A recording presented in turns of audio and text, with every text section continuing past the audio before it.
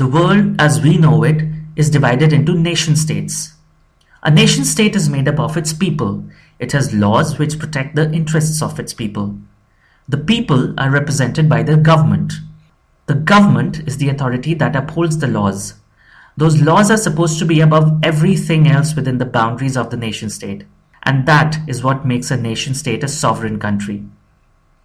But often people and communities find themselves fighting someone even more powerful than the sovereign governments in their countries, multinational corporations. And more often than not, it's a tough fight to fight, and a tougher fight to win. Between 1964 and 1990, the petroleum giant Texaco drilled for oil in the pristine Amazon rainforests in Ecuador.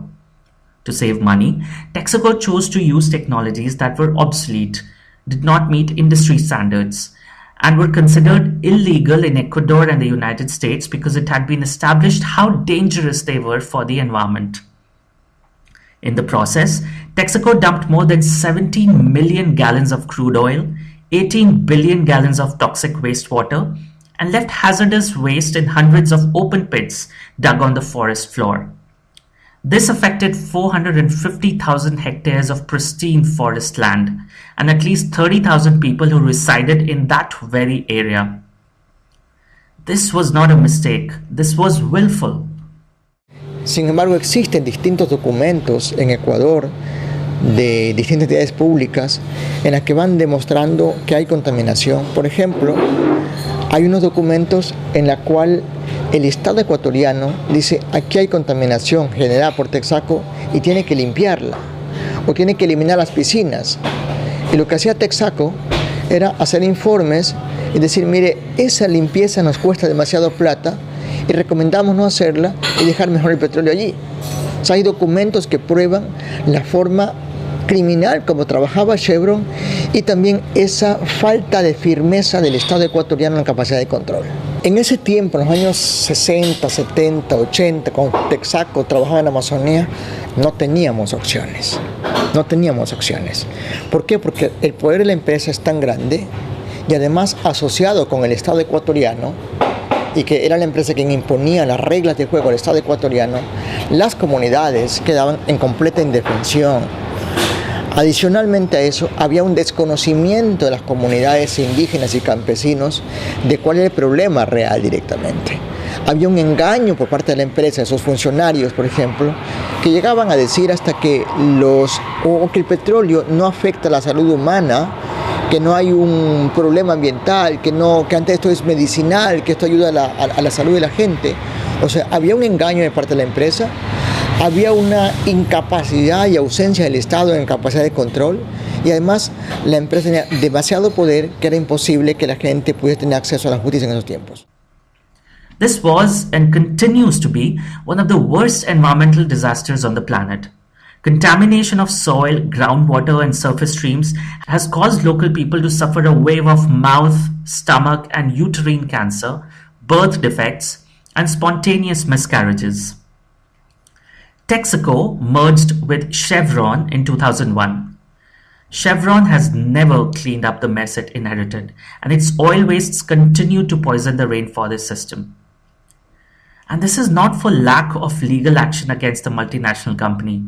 In 1993, an Ecuadorian court held Chevron liable and ordered them to pay up and repair the damage at the cost of $9.5 billion.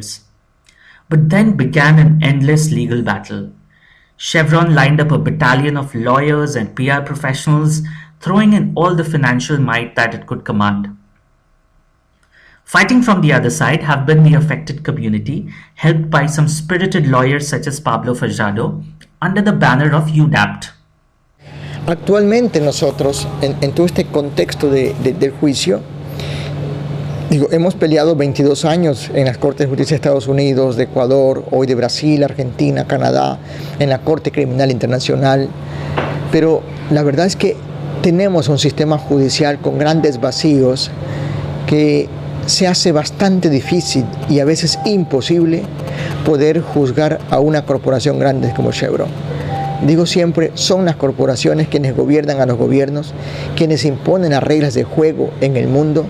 Son esas corporaciones que gozan de una impunidad eterna en el mundo entero y las que impiden que hayan reglas claras para poder juzgar crímenes como el de Chevron en Ecuador. Primeramente, nuestro trabajo apunta hacia una cuestión estrictamente jurídica, es decir, a través del sistema que tenemos en el planeta, que es un sistema injusto, inadecuado, pero luchamos dentro del sistema y lograr que haya justicia. Segundo, trabajar con las comunidades también, campesinos e indígenas, para que esta gente mantenga su organización, su lucha social siempre hasta que haya justicia. Tercero, pensamos mucho y trabajamos mucho en globalizar la lucha social nuestra. Entendemos que en el mundo hay luchas parecidas a la nuestra. Hay más de grupos afectados en el mundo por Chevron y otras empresas más del mundo.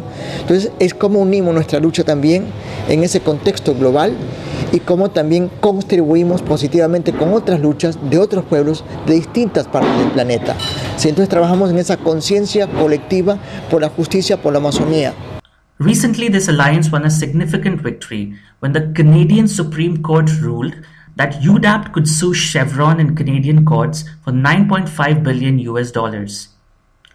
The legal battle continues. UDAPT is now trying to put together a global alliance that will push for binding legal stipulations that will hold corporations accountable for their actions. Es una batalla muy fuerte. Por ejemplo, ¿qué ha hecho Europa ahora, la Unión Europea, en este contexto?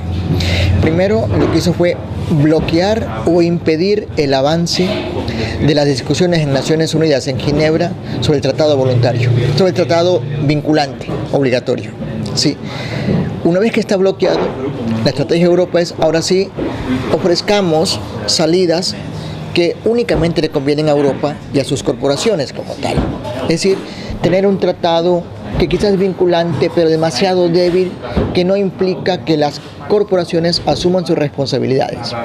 Y segundo, ellos van a seguir, me refiero a Europa, Estados Unidos y otras potencias globales corporativas, ¿sí?, insistiendo en que lo adecuado son los tratados voluntarios, es decir, los principios, el pacto global, por ejemplo, que con todo el respeto del mundo para las corporaciones, esos tratados voluntarios son papel higiénico, no son más, ¿sí? No son más, ¿sí? ¿Por qué digo eso? Porque las empresas dicen, sí, nos comprometemos a esto. No. Sencillamente, esa es una jugada de los estados y las empresas para no adoptar un tratado obligatorio. Es decir, ya estamos cumpliendo con el tratado voluntario. Sí. Nunca lo cumplen, pero lo que hacen es impedir lo otro. Entonces va a ser una gran batalla de qué es lo adecuado.